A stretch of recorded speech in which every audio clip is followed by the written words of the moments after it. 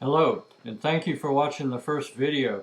If you've gone this far, you are serious about your health and you're serious about getting over hepatitis or just wanting good liver health, and that's a good thing.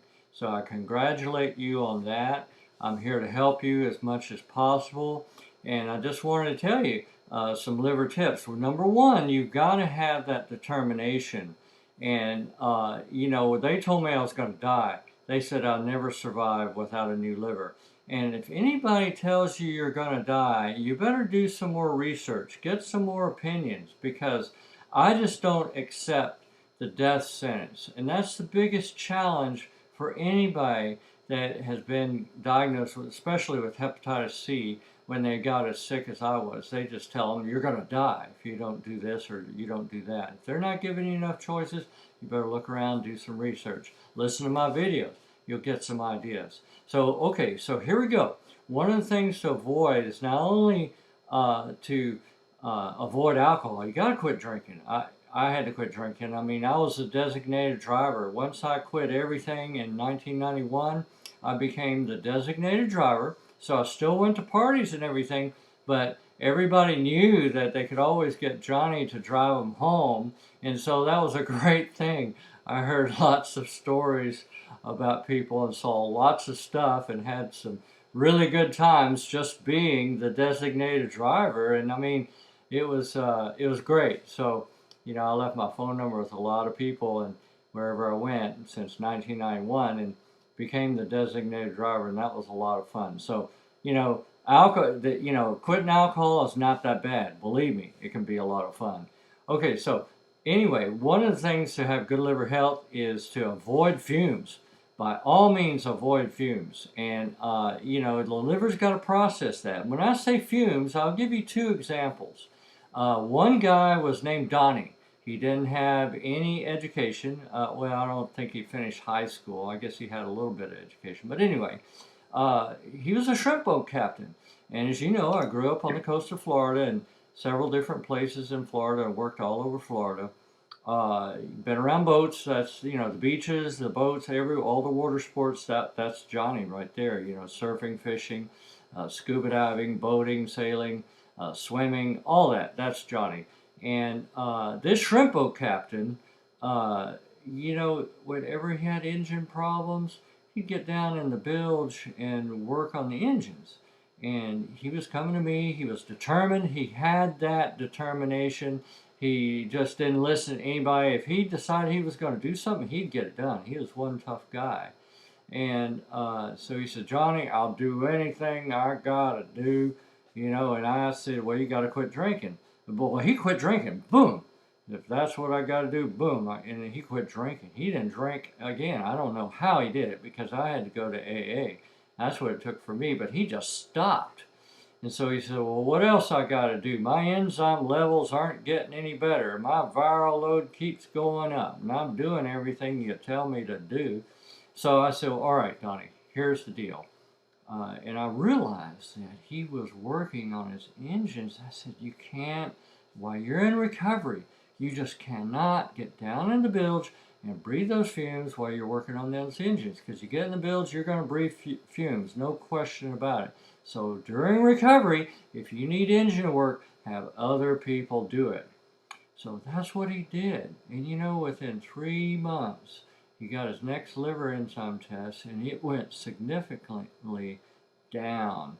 His viral count didn't go up anymore. And he said, oh, wow. So he says, this is great. So he had all his engine work done by other people, and within a year, he got no viral load and no antibodies because he's doing all the other things I was telling him to do. So he was just really, really happy about that. And that's what it took for him. And I'll give you another example about fumes. When I worked down for Garden of Life in West Palm Beach, I'd go to the beach a lot. I'd go out to Palm Beach. I knew Betty Rivkin, and she wanted to get over hepatitis. She goes, Johnny, Johnny, Johnny, I'll do anything it takes to get over hepatitis. Now, she was 68 years old, and she was a very beautiful woman. And she's very wealthy too. She drove a Bentley. I mean, billionaire kind of wealthy when I say wealthy. So she said, but I'll do anything, Johnny. You know, she would do anything to be beautiful, and she did not want to have hepatitis, and she'd do anything. She had that determination. So I said, all right, Betty. And I helped her with her, and she'd come by my office 2 or 3 times a week sometimes, and she had a plateau as well.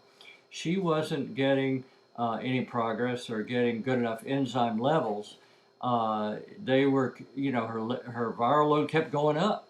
So I said, all right, Betty, I just got to come by your house. I just got to look over everything. So she gave me the codes for the gates and everything, and I came by, and she had a beautiful place. And so I came in there, and I couldn't believe it. She was getting her nails done, and here they had the bottle of nail polish remover open. They had all these other things open, and you know they're removing her nail polish. And I said, Betty, that is acetone.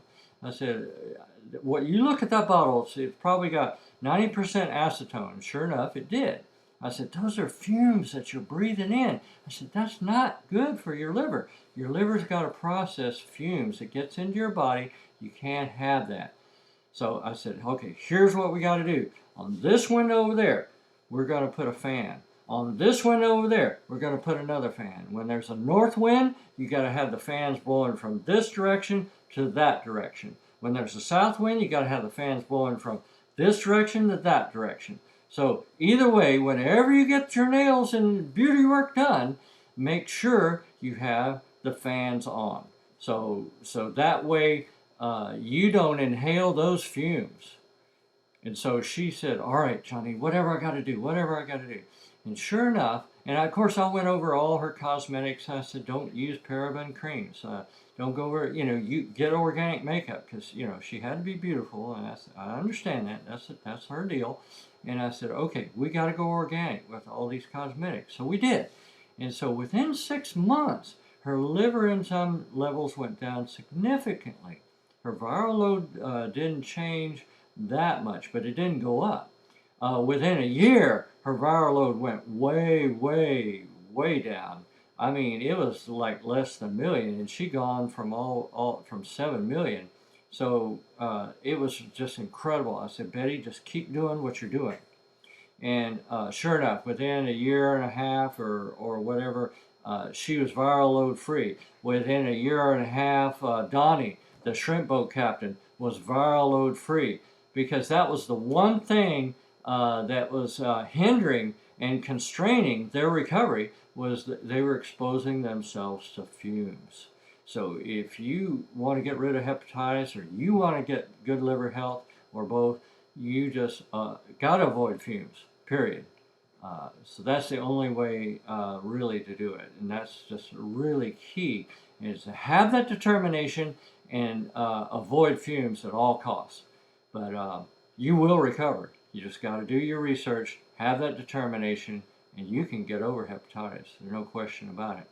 You take care of yourself.